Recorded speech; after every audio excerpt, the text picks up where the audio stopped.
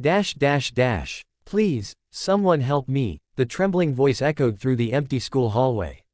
Single dad and night shift janitor Ion Malik paused mid-mop, instinctively lifting his head.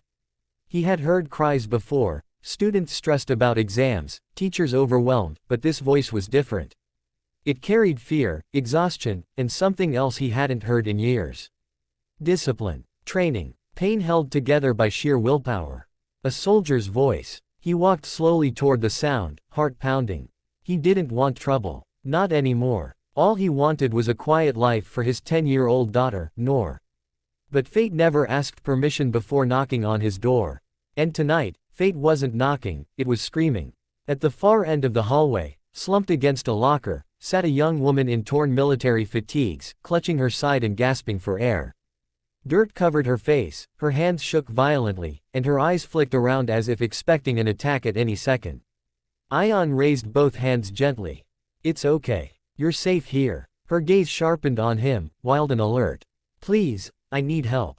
They're looking for me. Who? He asked softly. Men. Dangerous men. I escaped.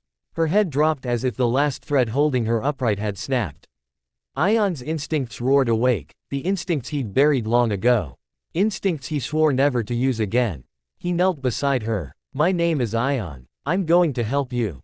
What's yours? She hesitated, battling consciousness. Lara. Her eyes fluttered.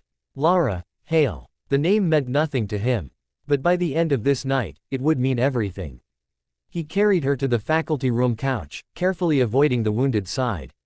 Noor peeked through the cracked door of the janitor's office, clutching her little stuffed rabbit. Daddy, is she hurt? Ion nodded. She's a soldier. Noor's eyes widened with awe and fear. Can we help her? We have to, he whispered. Lara drifted in and out of awareness as Ion cleaned her wound, his movements steady and precise, too precise for a janitor. Noor noticed it. Daddy, how do you know all this? Ion froze. He didn't answer. Years ago, he had worn a uniform too. Years ago, he had been someone else. Before everything fell apart. Before losing his wife. Before deciding the world had seen enough of him. Hours passed, and as the rain hammered the school windows, Lara's breathing steadied. But suddenly, she jerked awake, terror blazing in her eyes.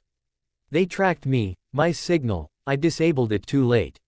They might come. Ion tensed. Who are they? A private rogue unit. Ex-military. They kidnapped me, they want information. About my father. Who is your father? Ion asked. She swallowed. Admiral James Hale. Ion's blood ran cold. The Admiral. One of the highest-ranking men in the entire Navy.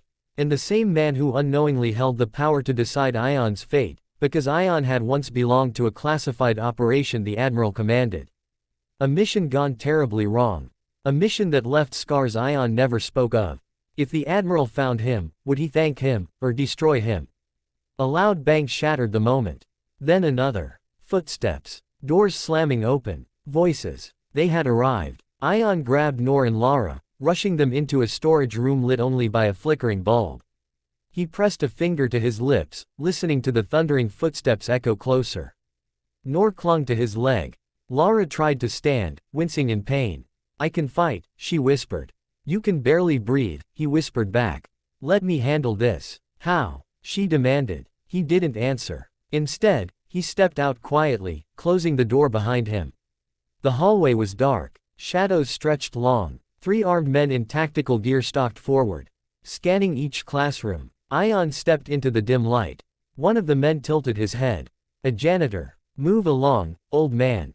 Ion didn't move. Another man grinned. You think you can stop us? Ion's voice was calm, low, dangerous. I don't want trouble. Too late. They lunged. What happened next was a blur, at least to them. Not to Ion. To him, it was muscle memory. One twist, one strike, one takedown. He moved like a ghost. Silent, precise, unstoppable. Within seconds, all 3 men lay unconscious on the floor. Ion stood perfectly still, chest rising calmly. Lara, watching from the cracked door, stared in shock. You're not a janitor, she whispered. Ion met her eyes. Tonight, I'm whatever I need to be to protect my daughter. And you. But as they regrouped, a deafening command echoed through the school. Stand down. Dozens of laser sights locked onto the walls. Heavy boots thundered in unison. The school doors burst open, and a towering figure stormed inside. Admiral James Hale. His powerful presence filled the room like a hurricane. His eyes fell on his daughter first, battered, alive, safe. Then they shifted to Ion. Recognition hit him like lightning. Ion Malik, the Admiral whispered. It's you. Lara looked between them. Dad, you know him. The Admiral stepped forward. Years of suppressed emotion swirled in his eyes, anger, guilt, respect, regret. He saved my entire unit once, the Admiral said quietly. And disappeared. I spent years trying to find him.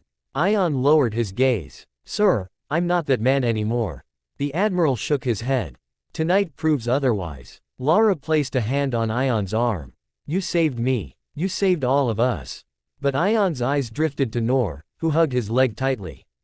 I just want a peaceful life for her. The Admiral approached Noor, kneeling. Your father is a hero. And heroes deserve to rise again. Ion felt emotion tighten his chest, something he hadn't allowed himself to feel in years. Hope, respect, redemption. The Admiral straightened, placing a firm hand on Ion's shoulder. Malik, I need men like you. The world needs men like you. Let me help you rebuild your future. Noor whispered, Daddy, maybe this time, life will be better. Ion looked at her, then at Lara, then at the Admiral. For the first time in years, he allowed himself to believe it. Maybe destiny wasn't done with him. Maybe fate had brought Lara here not to destroy his life, but to rebuild it. As the camera would fade out for your video, the narrator's final words could echo. If this story touched your heart, don't forget to like, share, and subscribe. Heroes aren't the ones with perfect pasts, they're the ones who choose to rise again.